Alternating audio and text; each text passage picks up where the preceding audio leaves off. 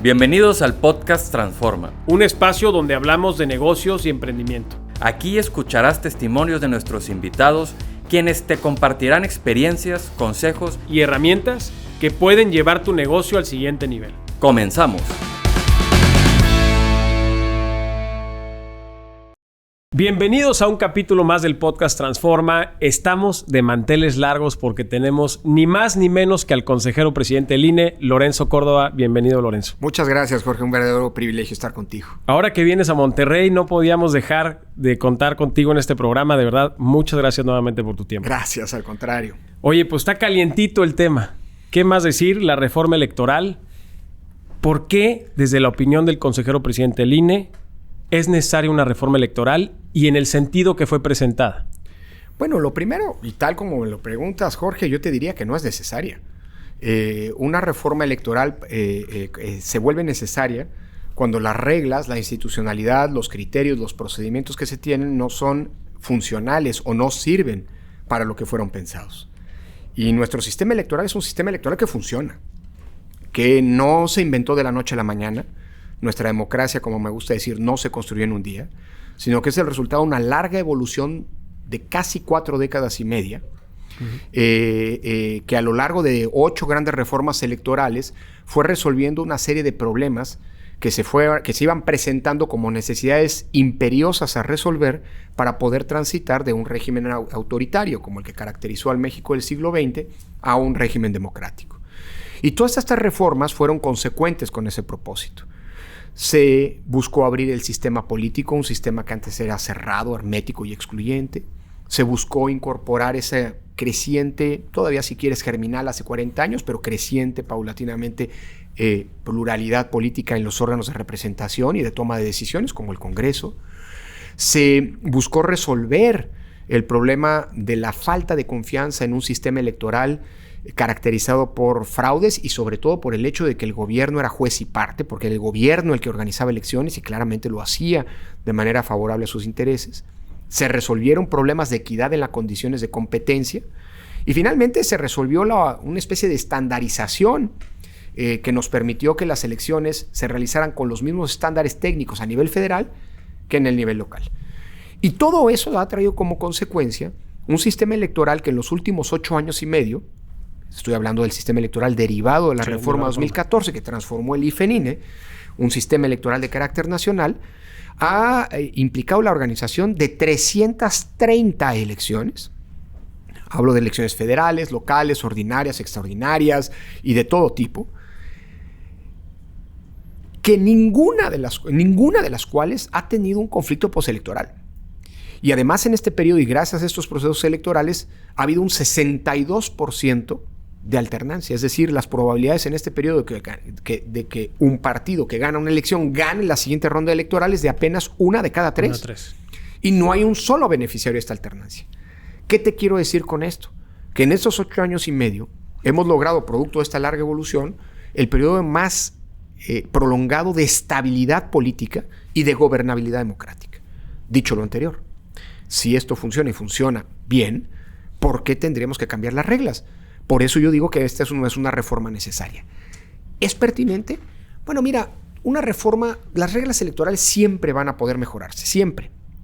Y desde ese punto de vista, una reforma sería pertinente siempre y cuando se cumplan, desde mi punto de vista, con 3 condiciones. Primera, que una reforma, sea cual sea producto del más amplio consenso posible. Si tú impones los cambios, como por ejemplo ocurrió ayer en la noche, en la que una mayoría, si bien con los números constitucionales, decidió cambiar radicalmente las reglas del juego, bueno, lo que estás generando es que haya quien no esté de acuerdo con ese cambio de reglas, a pesar de que esas reglas valen para todos. Es decir, tú vas a tener a jugadores obligados a obedecer ciertas reglas con las que no están de acuerdo. Sí. Primer problema.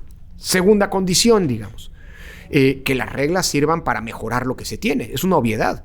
Si van a servir para dinamitar la construcción institucional, procedimental, legal de los últimos 30 años, no tiene sentido. Y desde este punto de vista, pues hombre, se trata de mejorar lo que tenemos, no de dar pasos atrás. Y la última condición es que esta reforma, o que una reforma se haga con información cierta.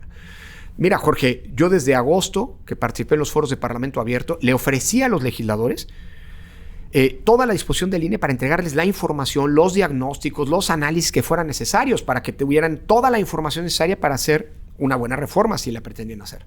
¿Sabes cuántas veces me han pedido información? Ninguna.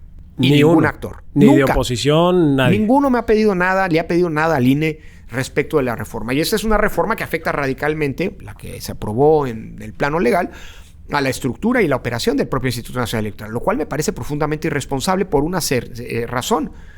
Porque parecería, y esta es la tercera condición, que la reforma se tenga que hacer con información cierta, que se haga con la cabeza y no con el estómago. Exactamente. Esta es una reforma que parece más bien hecha a partir de filias y fobias, Sí. o bien de rencores personales, peor aún, con lo cual, pues evidentemente, no pinta bien el escenario en caso de prosperar. Sí, vimos ayer en Diputados 2 escenarios y eso es parte de la información que no se platica completa. Vimos que diputados y diputadas no se obtiene la mayoría calificada, no hay reforma constitucional, meten en fast track reformas a leyes secundarias. Más de 300 páginas en diferentes reformas dentro de este paquete, qué sí y qué no en materia de leyes secundarias en la visión del INE. ¿Qué podría lastimar realmente que ahí se incluye? Mira, déjame contarte una cosa que además es una anécdota fresquísima. En el camino hacia Monterrey, venía en el avión sentado lado a lado con uno de los legisladores, con un legislador de la Cámara de Diputados. De hecho, uno de los que integra la Junta de Coordinación Política. Y me contaba que se enteraron, que conocieron la propuesta que se votó en el transcurso de la madrugada a las 10 de la noche. Es decir... ¿A qué horas lees todo eso? No, perdón que lo diga. Es que lo más probable es que los diputados votaron algo sin saber qué votaban. Porque era una reforma que los propios legisladores no conocían al momento de ser votada, lo cual es preocupante. Y abre la pregunta de si esto cumple con los estándares democráticos para emitir leyes, más allá del estándar básico, que es contar con la mayoría de los votos, que eso es incuestionable. Mira, yo te diría una cosa. Una reforma legal o constitucional debería ser una reforma que no solamente preservara, sino además mejorara, robusteciera 5 grandes temas que han sido, desde mi punto de vista, las grandes conquistas, los grandes pilares sobre los que se ha articulado la transición a la democracia en nuestro país. Primero, la autonomía y la independencia de los órganos electorales. Órganos autónomos del poder e independientes de los intereses de los partidos políticos es una condición fundamental para que la democracia electoral funcione. Segunda condición, el servicio profesional electoral. Si en México, un país con tantos problemas, con problemas de violencia, de conflictividad social, de dispersión geográfica, nos gusta hacer elecciones en temporada de huracanes, incluso hasta problemas naturales, ¿no? Calamidades naturales. Si en este país hay casillas en todos los rincones de la nación, el día de la elección, es porque esto es responsabilidad de una estructura profesional.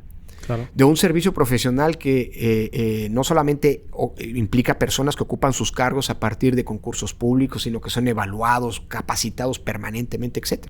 Entonces, la profesionalización es clave para que haya elecciones. Tercera condición, una estructura desconcentrada, permanente, que te permite tener una presencia todo el tiempo. El INE vive de la confianza pública. ¿Cómo? Si nosotros no logramos convencer, si no hay una confianza de la ciudadanía en su INE, y no confía en esta institución para el día de la elección, pues no podemos instalar las más de 160,000 casillas, no podemos contar con la confianza de 1,5 millones de personas que son indispensables para hacer la elección.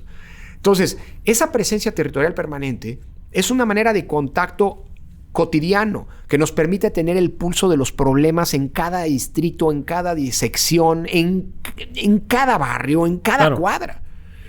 Y además esa es la base que nos permite brindar servicios básicos como la credencial para votar con fotografía. Cuarto eje, el padrón electoral. Si el padrón electoral no lo administra una autoridad independiente de los gobiernos, una autoridad que construya el padrón electoral, que lo vigile, que lo depure sin intereses políticos, entonces tendríamos un retroceso de 30 años. Nuestra transición comenzó en 1990. El gran cambio fundacional del sistema electoral que hoy tenemos fue quitarle a la Secretaría de Gobernación el padrón electoral para que no fuera usado con fines políticos. Y el quinto gran eje es que se preserven las condiciones de equidad en la competencia. Entiéndase, Dinero público que bien se puede reducir, porque creo que los montos son muy altos hoy en día, pero sin perder la esencia básica de esa apuesta de hace 25 años, que fue construir condiciones de equidad, es decir, un piso mínimo para que todos los partidos pudieran competir. Si alguno de estos pilares se vulnera, estaríamos frente a una regresión democrática. Y lo que se ha aprobado en esta madrugada por los legisladores y los legisladores hoy compromete no solo el servicio profesional y electoral, que prácticamente lo desaparece o lo reduce a su mínima expresión, sino que además genera una problemática logística que muy mal pensada, nunca consultada con los que saben hacer elecciones, que son el personal del INE, que podría comprometer en el futuro que el día de la elección se instalen todas las casillas. Así que son riesgos muy graves, ¿no? Lorenzo, sabemos de la complejidad de tu agenda. Muchísimas gracias. Nos dejas a los jóvenes información que es muy válida para seguir participando, por ejemplo, como la marcha del 13 de noviembre.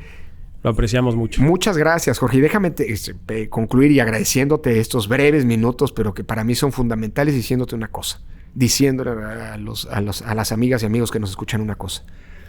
La democracia no se construyó en un día, pero tampoco fue obra, no es el resultado de una concesión graciosa desde el poder. La democracia se construyó a lo largo del tiempo por luchas sociales que, si bien algunas tienen caras muy evidentes como Maquío, Cuauhtémoc Cárdenas o Reyes Heroles, para mencionar solamente algunos, son una conquista de la ciudadanía. La democracia en México la hizo la sociedad, se la ganó a pulso. Así como la defensa de la democracia es una tarea colectiva, una construcción colectiva, su defensa también lo es. No es una responsabilidad del INE cuidar a la democracia, es cuidar las condiciones y las reglas del juego. Quien debe cuidar la democracia. Y la verdad, cuando a mí me preguntan, ¿la democracia mexicana está en riesgo? Bueno, todas las democracias en el mundo están en riesgo, claro. Pero hay una buena noticia, es justo lo que acabas de mencionar.